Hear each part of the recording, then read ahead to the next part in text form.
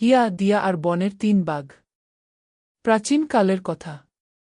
বিস্তীর্ণ সবুজ বনভূমির মাঝে ছিল এক শান্তির রাজ্য, নরম বাতাসে দোল খাওয়া পাতারা, বুনো ফুলের মিষ্টি গন্ধ, আর হাজারো হরিণের অবাধ ছুটোছুটি। এই বনেরই এক কোণে বাস করত ২ বিশেষ বান্ধবী, হিয়া ও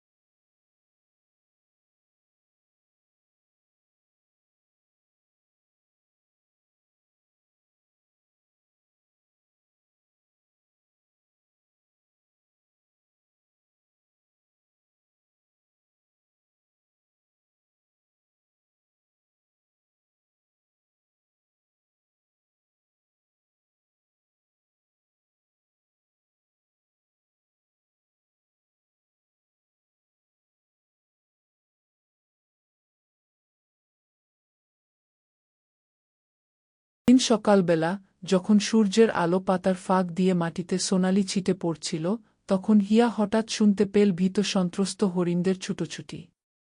দিয়া দ্রুত এসে বলল, হিয়া, ৩টি বিশাল বাঘ এদিকে এসেছে।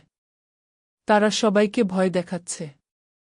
হিয়া চিন্তিত হয়ে বলল, আমাদের কিছু করতে হবে। যদি সময়মতো না পারি, পুরো বন ধ্বংস হয়ে যাবে। দুজনে একসঙ্গে হাত ধরল, চোখ বন্ধ করে মন্ত্র পড়ল। চুপ করে তাদের দেহ মিলিয়ে গেল বাতাসে, তারা হয়ে গেল অদৃশ্য। এখন কেউ তাদের দেখতে পাবে না। বনের গভীরে এগোতে এগোতে তারা দেখল ৩টি বাঘ, চোখে রক্তিম জ্বালা, একদল হরিণকে তাড়া করছে। বনের প্রাণীরা সবাই ভয়ে কুঁকড়ে আছে। প্রথম বাঘটা এক লাফে এক ছোট্ট হরিণ ছানার দিকে এগিয়ে যাচ্ছিল। হিয়া দ্রুত হাতে এক টুকরো জাদুর জাল ছুঁড়ে দিল। জাল ছোঁয়ামাত্র বাঘটি মাটিতে গড়িয়ে পড়ল আর ঘুমিয়ে গেল মিষ্টি ঘুমে। দ্বিতীয় বাঘটি তৎক্ষণাৎ গর্জন করে চারপাশ তাকাতে লাগল। দিয়া মন্ত্র পাঠ করতেই তার চারপাশে উঠল এক শক্তিশালী বাতাসের ঘূর্ণি। সে যতই বেরোতে চেষ্টা করুক, যেন এক অদৃশ্য দেয়ালে ধাক্কা খাচ্ছিল। তৃতীয় বাঘটি ভয় পেয়ে পালাতে চেষ্টা করল।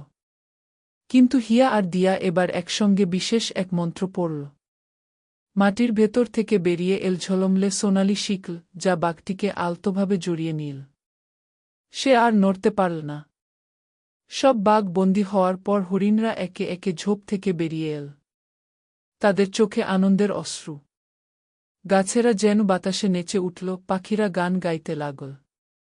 হিয়া ও দিয়া তাদের অদৃশ্য অবস্থা থেকে বেরিয়ে এসে হাসল।